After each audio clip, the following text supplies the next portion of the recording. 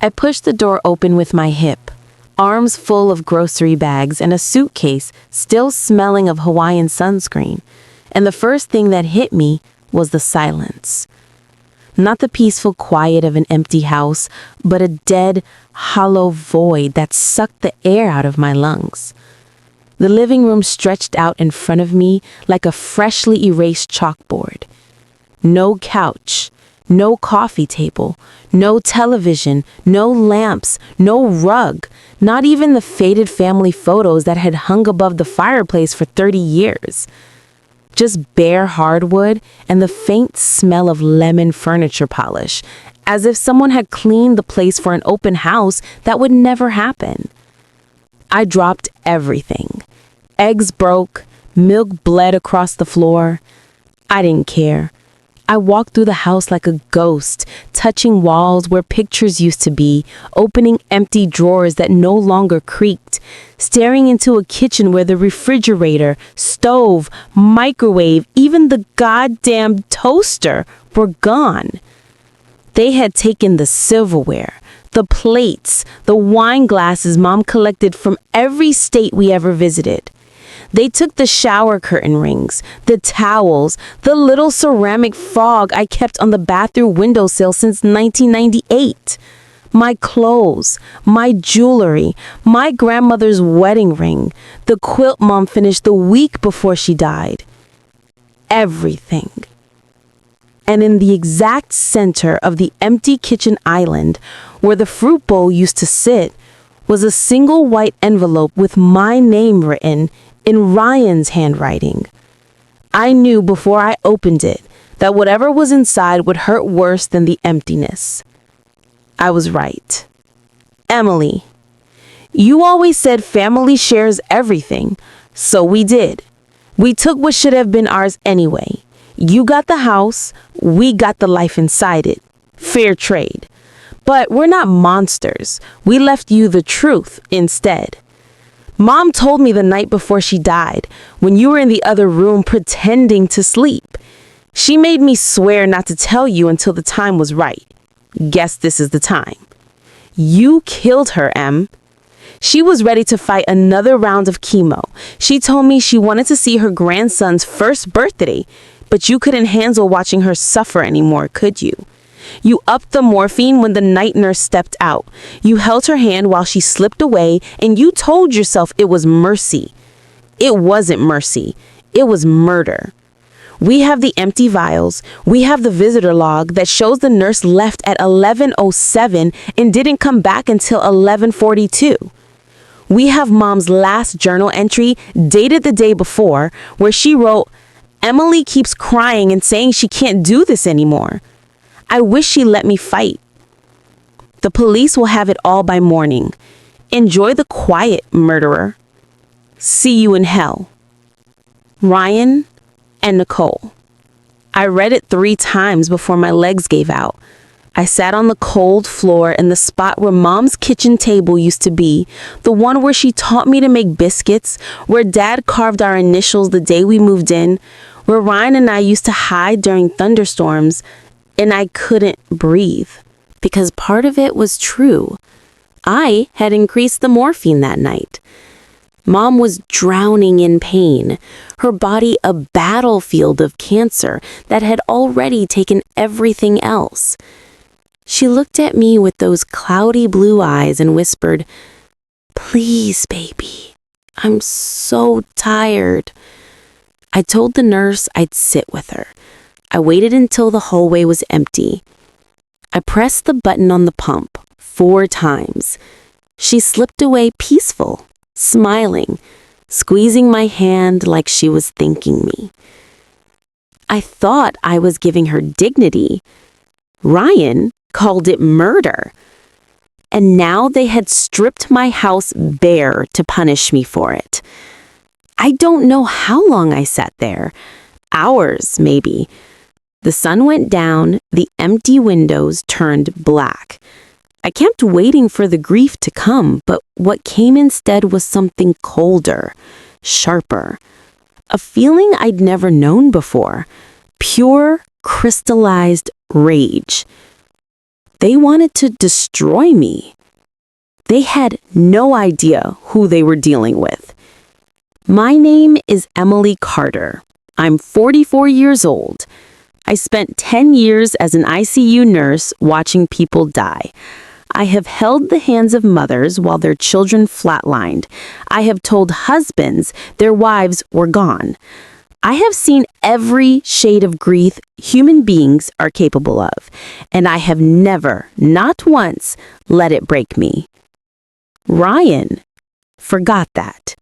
He forgot who raised him when mom worked double shifts, who bailed him out of jail at 17, who paid for his first rehab, who sold her own car to cover his second, who moved back into this house at 34 to take care of our parents when he was too busy finding himself in Colorado with whatever girl he was chasing that year. He forgot that I don't break. I burn. The first thing I did was walk every room again, slower this time, letting the emptiness sink in so I could weaponize it. I took photos on my phone, hundreds of them, wide shots, close-ups of the holes in the walls where screws used to be, the scuff marks on the floor where my bed had been dragged out, the faint outline on the hallway wall where mom's cross-stitch, "Home is where your story begins," had hung for 22 years. Then I opened the Ring app. I had installed the cameras 3 years ago when mom started wandering at night. Ryan laughed at me, called me paranoid. He never knew I added interior cameras too. He never knew they uploaded to the cloud. He never knew I still had the login. I had everything. 14 days of footage, high definition, crystal clear audio. I watched my brother, my baby brother with the same crooked smile he'd had since kindergarten, direct a crew of movers like a conductor. I watched Nicole prance around in my mother's fur coat, holding up my jewelry to the light and squealing. I listened to Ryan laugh and say, "She's gonna lose her fucking mind." I listened to Nicole reply, "Good, she deserves it after what she did to your mom." I saved every clip, every timestamp, every word. Then I called Lisa. Lisa has been my best friend since we were 9. She's a prosecutor now. She doesn't cry easily. She cried when I read her the note. "Those motherfuckers," she whispered. "Em, we're going to bury them." "Not yet," I said. My voice surprised me. It was steady. Cold. They think they're smart. Let's let them feel smart for a little while. Lisa came over that night with an air mattress, a bottle of Maker's Mark, and a pizza. We sat on the living room floor, the same floor where Ryan and I used to build blanket forts, and we planned. Step 1, insurance claim. I had a writer for exactly this kind of thing. Total loss, itemized inventory with photos from the last appraisal. $387,000 worth of contents. I filed it the next morning. Step 2, police report. I walked into the station with a thumb drive of the Ring footage and watched the detective's face go from sympathetic to livid in 30 seconds flat. "Ma'am," he said, "this is felony burglary, grand theft, and conspiracy. We're issuing warrants today." Step 3, the trap. Ryan and Nicole weren't as smart as they thought. They used a moving company called 2 Men and a Truck, same one I'd used when I moved mom's hospital bed in. They paid with a check from an account I'd never seen before. My account. They had forged my signature and drained $42,000 from my savings while I was in Hawaii. The bank froze the rest the second I called, but I let them think I hadn't noticed yet. I waited 4 days. 4 days of sleeping on an air mattress in an empty house that echoed with every breath. 4 days of eating takeout on paper plates with plastic forks. 4 days of letting the rage simmer until it was something I could taste. Then I texted Ryan from a burner phone Lisa got me. I know what you did. We need to talk. Name the place. He responded in less than a minute. Starbucks on 5th and Main. Tomorrow. 3 p.m. Come alone or the police get everything. I smiled for the first time in a week. I showed up 20 minutes early, ordered a latte I didn't drink, wore the same hoodie I'd worn for 3 days straight. No makeup, dark circles under my eyes. I looked broken. They walked in together, smug and suntanned. Nicole with the new designer bag that used to be mine. Ryan wearing Dad's Rolex that I had engraved for his 30th birthday. I stood up when they reached the table. Ryan spoke first. You look like shit, Em. Nicole smirked. Empty house not agreeing with you? I let my voice crack. How could you do this to me? Ryan leaned in, voice low. You killed our mother. You don't get to play victim. I did what she begged me to do. You want to talk about that here? Fine. Let's talk. But first, how much to make this go away? I still have the life insurance money. You want it? Take it. Just give me the vials and the journal and leave me alone. Nicole's eyes lit up like Christmas. Ryan tried to play it cool, but I saw his hand twitch toward the bag. How much are we talking? He asked. $200,000, I said. Cash, tomorrow. You give me everything you claim to have, and I disappear. No police, no insurance claim, nothing. Ryan and Nicole looked at each other. I could practically see the dollar signs dancing. Fine, Ryan said. Tomorrow, noon. The storage unit on Route 9. Unit 217. Come alone.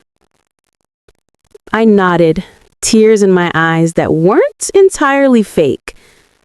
They left without buying anything. I waited until they were out the door, then walked to the bathroom and threw up. The next day, I drove to the storage facility with the cashier's check for $200,000 that Lisa had helped me get from the bank, marked for settlement purposes only, and completely traceable. The unit was packed floor to ceiling with my life.